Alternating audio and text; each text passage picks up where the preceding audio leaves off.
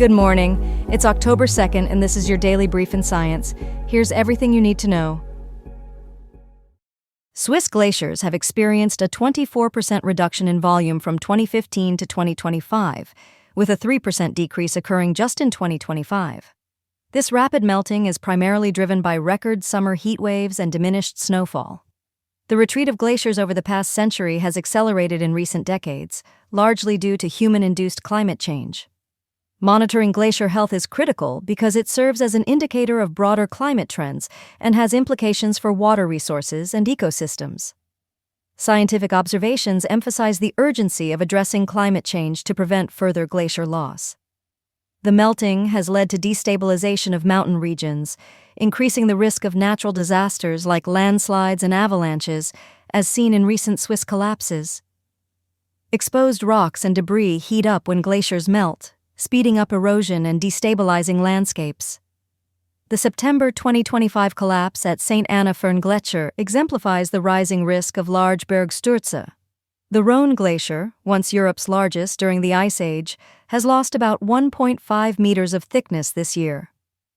Over the past 20 years, it has shed more than 100 meters in thickness, illustrating severe and ongoing degradation.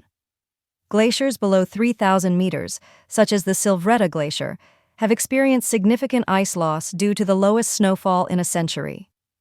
Overall, the volume loss has been worsened by record summer heat waves, with some glaciers in southern Valais losing nearly a meter and higher altitude glaciers losing more than 2 meters of ice.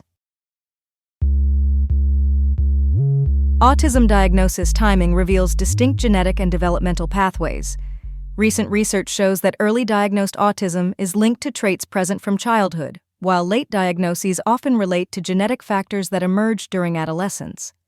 This challenges the idea of autism as a single condition, suggesting it may encompass multiple conditions with different origins. An international study involving over 45,000 individuals across Europe and the US found that those diagnosed before age 6 tend to have stable behavioral difficulties and specific genetic markers. Conversely, individuals diagnosed after age 10 often face increasing challenges and a higher risk of mental health issues like depression. The study indicates these developmental trajectories are part of a continuum with some overlap, and neither should be seen as more or less severe. Factors such as sex and socioeconomic status have a weak influence on diagnosis age, explaining less than 10% of the variance. Longitudinal analysis using growth mixture models identified two behavioral trajectories, one with early stable difficulties and another with difficulties that increase later, both correlating with age at diagnosis. The findings emphasize the importance of accurate scientific understanding, dismissing misinformation linking autism to vaccines or paracetamol. Clinically, later diagnosed individuals tend to be more vulnerable to psychiatric conditions like depression. The rise in autism diagnoses in the UK, nearly 800% between 1998 and 2018, is attributed to broader diagnostic criteria and increased recognition. Autism symptoms include persistent social communication difficulties and restricted behaviors, with diagnosis criteria emphasizing early childhood presentation, though the age of diagnosis varies widely. Researchers have developed new fluorescent peptide tracers that enable precise visualization and activation of the oxytocin receptor, a protein involved in social bonding and health. These tracers utilize a novel linker technology that allows for high-specificity localization within cells and tissues through fluorescence microscopy. Additionally, the tracers can trigger receptor signaling pathways, making them useful for dynamic studies of receptor activity. Designed with a new peptide strategy, they overcome previous challenges related to receptor similarity, maintaining natural activation capabilities. The oxytocin receptor plays a key role in processes such as childbirth, breastfeeding, and social behaviors like trust and empathy. Dysregulation of this receptor has been linked to health conditions including breast cancer and autism spectrum disorders.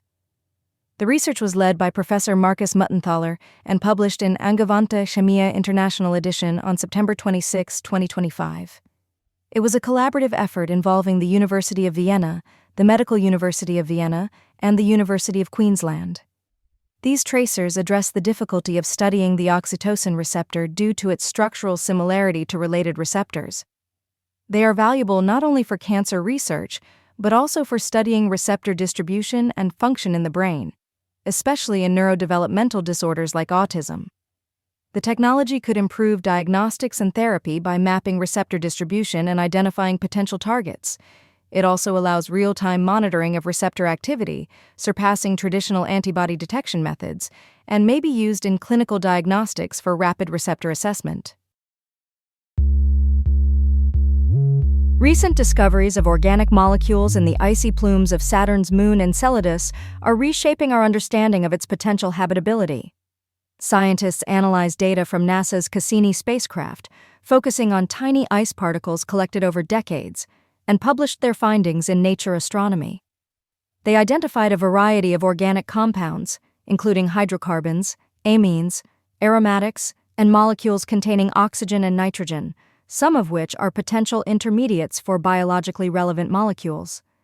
The detection of fresh, unaltered organic grains only minutes old confirms their origin from Enceladus's subsurface ocean, reducing the likelihood of surface contamination.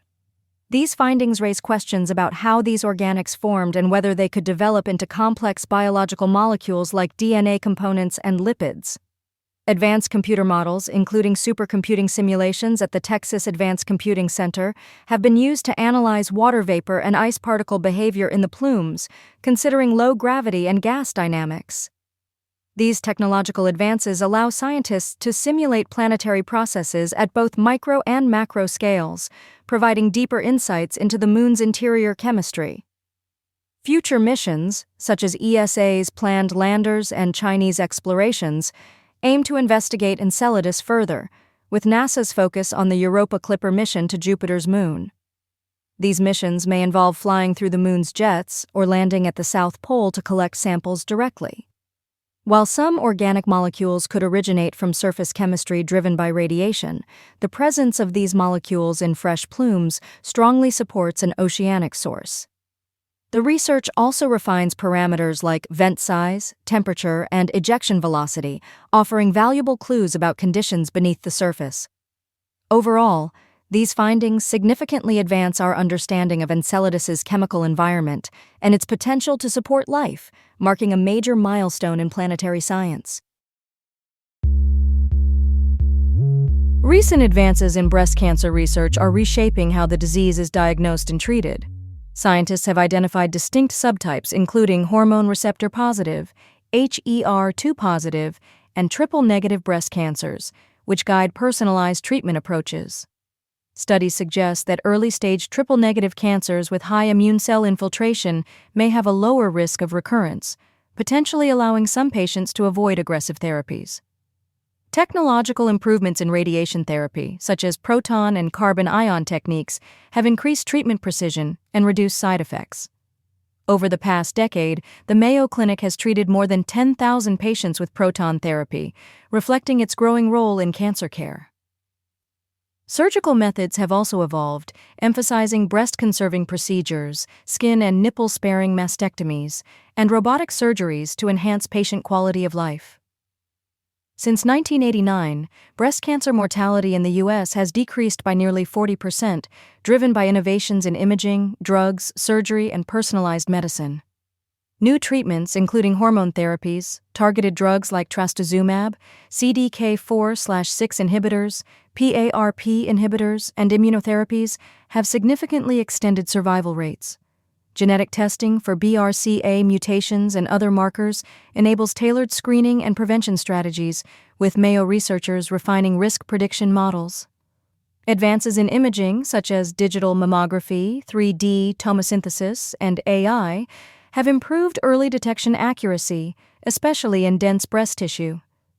Genomic tools like Oncotype DX and liquid biopsies are increasingly used to personalize treatment plans and monitor tumor DNA in real time. Looking ahead, Mayo Clinic continues to innovate by aiming to reduce side effects, improve outcomes, and explore the possibility of eliminating surgery in some cases, maintaining its leadership role in breast cancer research and care. This has been your daily brief in science. To read more about these stories, follow the links in the episode bio. You can also subscribe to these updates via email at www.brief.news. For more daily podcasts about the topics you love, visit brief.news/podcasts. Tune in tomorrow. We'll be back with everything you need to know.